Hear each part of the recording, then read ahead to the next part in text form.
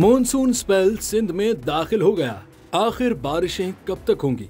Monsoon हवाओं का सिलसिला आज से सिंध में दाखिल हो जाएगा, जिसके बायस कराची समेत सिंध के मुख्तलिफ शहरों में गरज चमक के साथ बारिशें हो सकती हैं। महकमा मौसमियात के बयान के मुताबिक मुल्क में मॉनसून का स्पेल 25 अगस्त तक जारी रहने का इम्कान है। बयान में कहा गया है कि 19 अगस्त तक कराची, घोटकी, मीरपुर खास, उमरकोट, सांगड़, ठट्टा और सक्कर समेत सिंध के मुख्तलिफ शहरों में गरज चमक के साथ बारिश का इम्कान है। दूसरी जानिब हाफिजाबाद, गुजरांवाला और चिन्योट में भी मूसलाधार बारिश की पेशगोई की गई है, जिसके बायस NDMA ने पंजाब के बड़े शहरों में अर्बन फ्लडिंग का इम्कान जाहिर किया है।